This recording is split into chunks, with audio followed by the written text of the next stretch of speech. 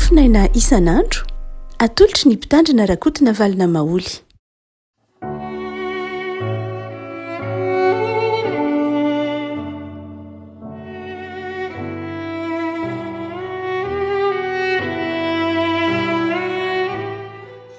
Falmirabasika revako malala trarety alaka misy fahadiminy volana marsa ity ny mofananjevirahatra asika dia ny boky ny mikampaminany mikatoko fahenina mikatoko fahenina andininy fahenina ka hatramin'andininy fahavalo fakina ami'aran' Jesoa.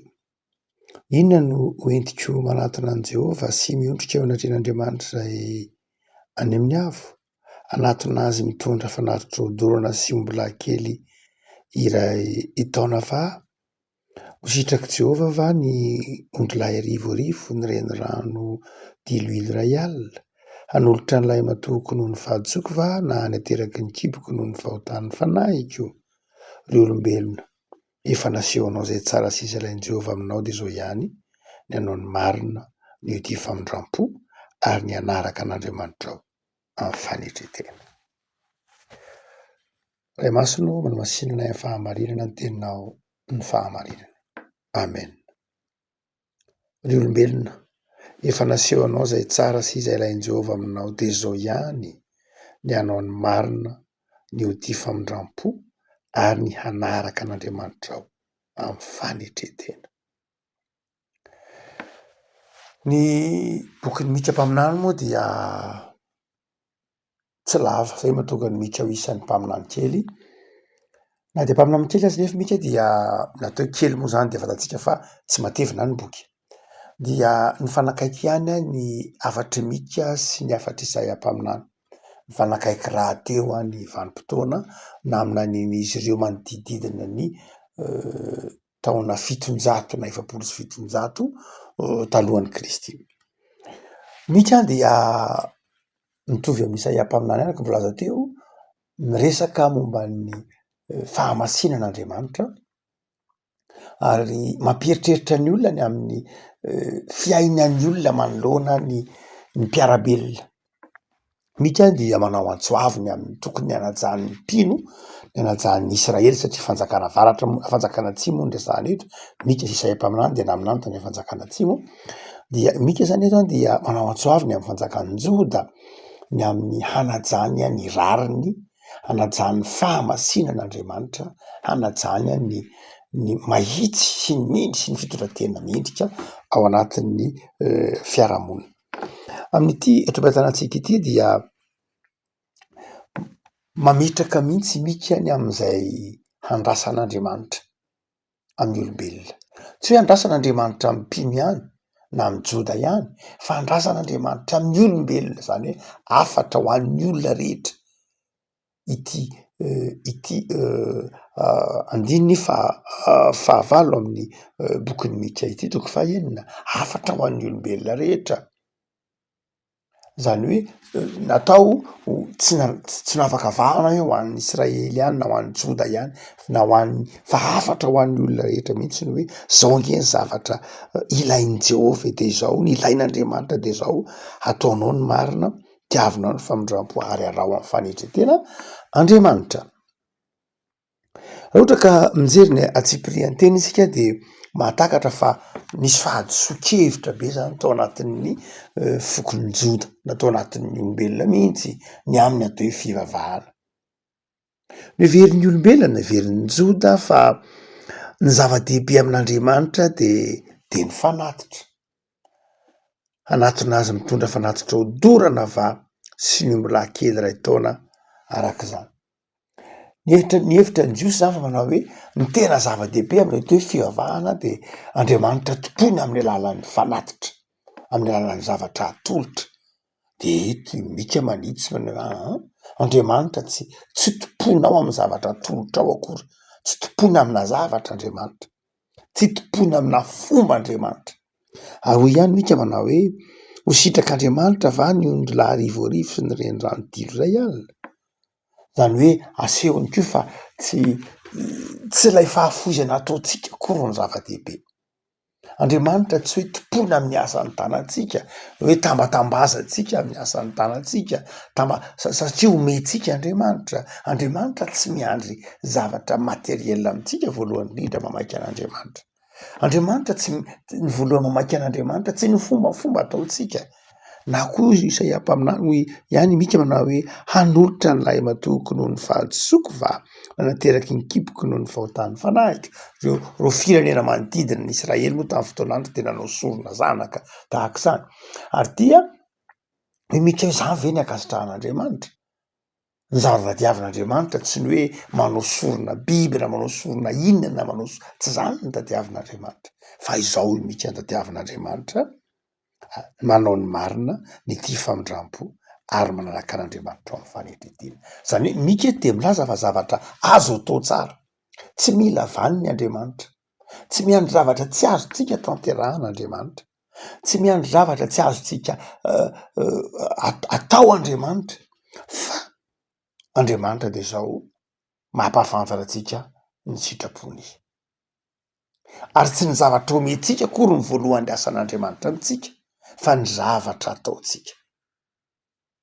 Ny zavatra ataotsika ny tena voalohany mamaky an'Andriamanitra, tsy ny zavatra atolotritsika, satria ny tamin'ny androny Mika mpaminany no be deabe ny mpanompo sampy de noheverina fa ilay zavatra entina ny voalohany, fa tsy ilay zavatra entina ny zava-dehibe, fa ilay zavatra atao. Eto zany de zao lay atao zany, lay action zany, zay no mahamaika tian'Andriamanitra ataon'ny mpino raha araka ny Mika. Hoy ary izy manao hoe efa naseho anao nge ny tsara. Lefa atao teny hoe naseho nagady amin'ny teny hebreo dia milaza hoe efa nitantaraina taminao zany tsara zany. Zany hoe efa nampitain'ireo ray aman-dreninao taminao zany tsara zany. Efa nitantaraina, efa nampitaina taminao, nampitaina avy any amin'ireo razanao zany tsara zany. Zany tsara zany tsy hoe tsara vaovao akory, fa tsara efa nitantaraina ela taminao, zay le nagada. Zany hoe zavatra efa voatantara, zavatra efa voalaza taminao. Ary milaza koa zavatra efa navohitra, zavatra efa nasongadina zany. Tsy hoe zavatra manjavozavo aminao lay tsara. Eto zany Mika de miteny izy manao hoe ry olombelona aza miteny hoe manjavozavo aminao ny tsara, na hoe tsy nampahafantarina anao ny tsara, fa efa nambara taminao zany, nampitaina taminao zany, nitantaraina taminao zany. No zany rehefako malala tsisy olombelona na iza ka afaka hiteny manao hoe nafenina taminay ny tsara, na tsy nampahafantarina anay ny tsara, na tsy nilazana ny tsara rahay, fa izao efa navohitra mihitsy, zany hoe nasongadina mihitsy ny tsara fantatry ny olombelona. De hitatsika amin'ny fiainantsika ankehitriny fa ny olombelona de efa nampahafantarin'Andriamanitra ny tsara, na tsy mipivavaka aza de efa nampahafantarin'Andriamanitra ny tsara. Saingy raha mijery ny fiainantsika olombelona ankehitriny de zao fifamonoana, fifampiantsiana sanatria tahaka ny biby aza mifamalifaty, tsisy vidiny amin'ny olombelona zany aina zany, tsisy vidiny amin'ny olombelona zany fahavelomany hafa zany. Ary dia eto Mika mpaminany de manao antso amin'ny olombelona manao hoe aza miteny amin'Andriamanitra mpahary anao fa nafenin'Andriamanitra ny tsara, efa nampahafantara hatrany amin'ny azanao tany aloha ny tsara, saingy zao tsy ataonao ihany ny tsara, tsy arahanao ihany ny tsara. Ary dia hoy izy manao hoe inona ary lay tsara? De Mika eto manazava manao hoe izao ange ny ilain'i Jehova aminao, izao no andrasana aminao, tsy lay fombafomba, tsy fa ny zavatra voalohany andrasan'Andriamanitra aminao de zao ataovy ny marina. Le hoe izy tsy miteny hoe lazao ihany ny marina, fa ataovy lay marina. Ny marina amin'ny Mika de atao, zavatra atao, le matoa-teny asa, mitovy amin'ny hoe miasa. Asa zany de miasa, zay ny dikany, mamola vola, tahaka ny hoe façonner, mamola vola, zany hoe ny marina zany hoe tsy hoe lazaina, tsy teoria zany hoe ny marina, fa ny marina de zao ataovy le marina atao, zany hoe aoka atao hita amin'ny asan'ny tananao ny marina ho toy ny zavatra mivaingana lay marina, ary tsy vitany hoe atao fotsiny fa omena endrika mihitsy ho mahafinaritra, volavolaina omena endrika manitona mihitsy lay marina. Mazava be zany, afatry mixamana hoe aza variana amin'ny hoe miady varotra amin'ny marina na be resaka amin'ny marina. Am'izao andro antsika zao moa rehefa miteny hoe marina tsika de misy marina be dia be, satria zay nampianarina antsika, ny marina nge tsy tokany, marina nge samy manany atao hoe marina, samy manany fijeriny, samy manany ny fahatakarajarany noho zany ny marina de be dia be, ny marina dia marina arakaraky ny toerana tsirairay, arakaraky ny vanim-potoana tsirairay, arakaraky ny toe-javatra tsirairay, zay ny marina. Misy mahamarina zany fa amin'Andriamanitra tokana ny marina, satria ny marina atao fa tsy lazaina, ny marina tsy marina filozofika fa ny marina de marina teolojika, marina araka an'Andriamanitra fa tsy marina araka ny olombelona. Ndray masina ataontsika hoe marina de marina araka ny olombelona, ary rehefa marina araka ny olombelona de zao, satria be dia be ny olombelona de be dia be le marina, fa ny marina araka an'Andriamanitra satria tokan'Andriamanitra de tokana ny marina, ary dia izay marina tadiavin'Andriamanitra izay de marina atao, marina aseho amin'ny asa, marina aseho amin'ny fiainana, zay le hoe asa marina izay tadiavin'Andriamanitra eo amin'ny fiainantsika isan'andro. Ny anasan'Andriamanitra antsika zany de zao, ataovy io marina io, ampiaro io marina io amin'ny fiainanao, amin'ny andavanandronao, ary ataovy mahafinaritra anao mihitsy ny manao ny marina, ataovy mahafinaritra ny olona koa ny mahita anao ny manao ny marina, zay le asa. Fa ny zavadravatra manaraka zay asehony ity andiny tsoatra masina tandrify antsika am'ty andro ity de hoy koa mika ny ody famindram-po, ny ody famindram-po, le hoe ty famindram-po dia io ny teny hebreo hoe tiitra dia mitovitovy amin'ny teny grika hoe fileo, ahaba na ahava mitovy amin'ny teny hebreo, mitovy amin'ny teny grika hoe fileo. Lay matao teny hoe fileo dia milaza amin'ny teny grika zay milaza hoe fitiavana zay manjary mahasoa ny hafa, fitiavana ny rahalahy, fitiavana ny mpiarabelona.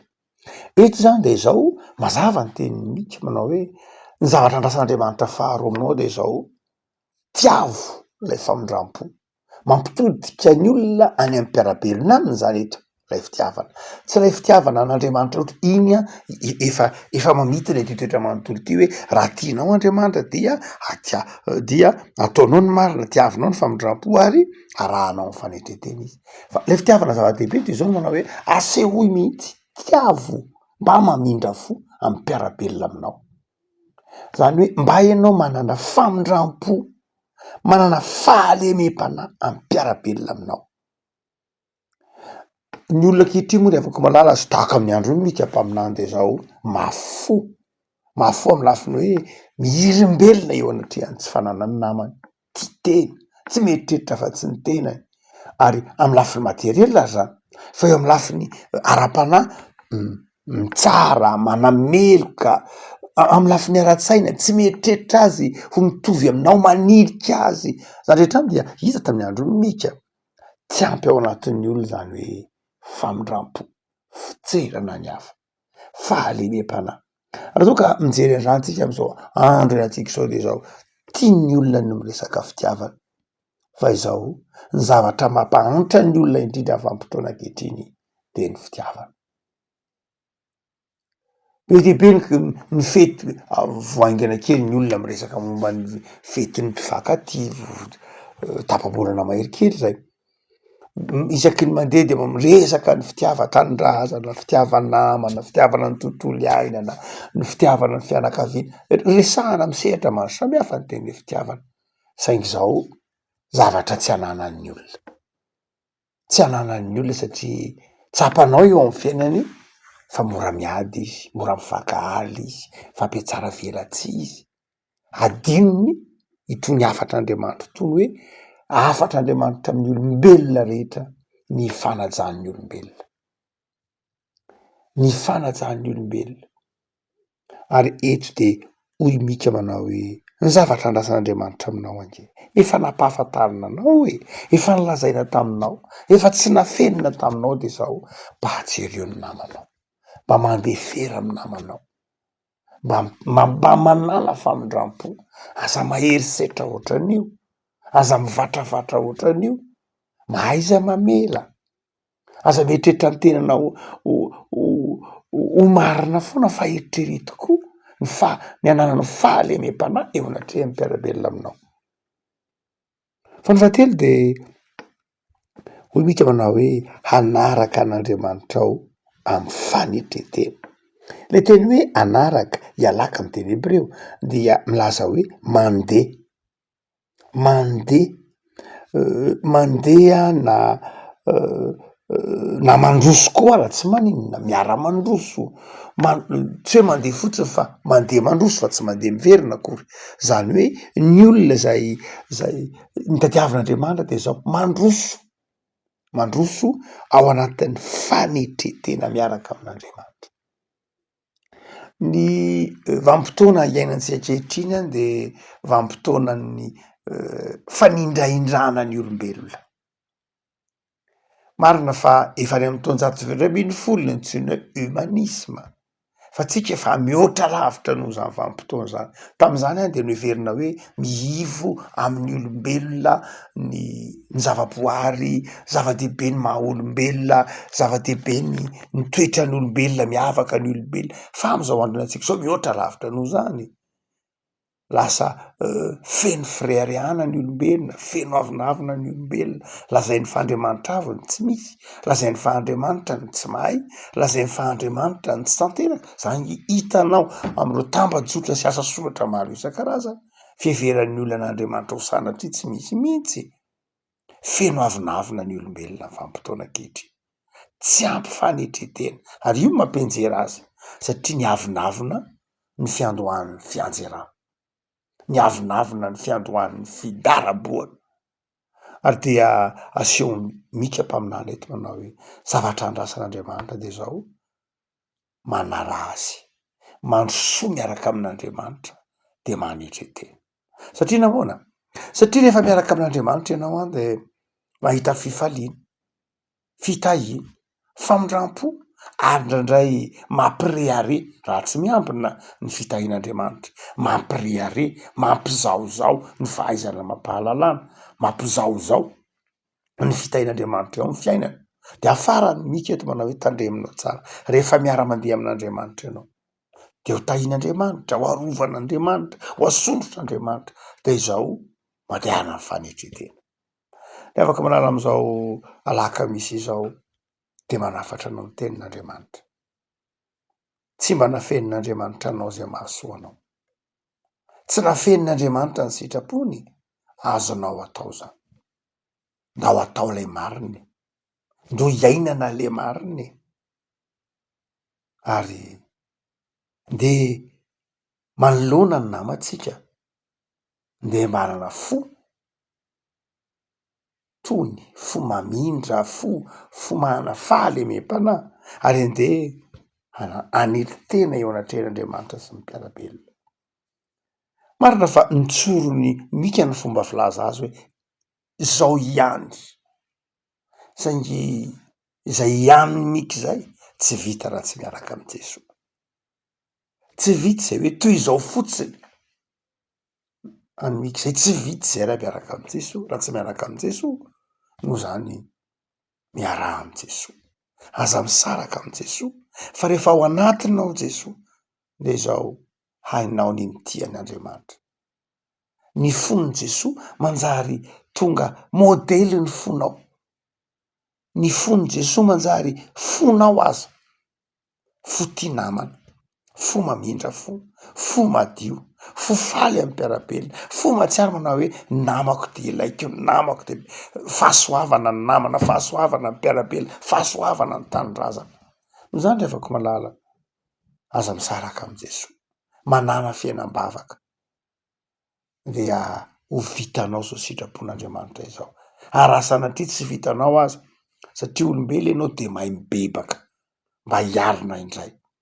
Hoe tsy vitako indray Andriamanitra ny namindra fo tamin'ity indray maky ty. Ohatrany tsy vitako indray Andriamanitra tamin'ity indray maky ty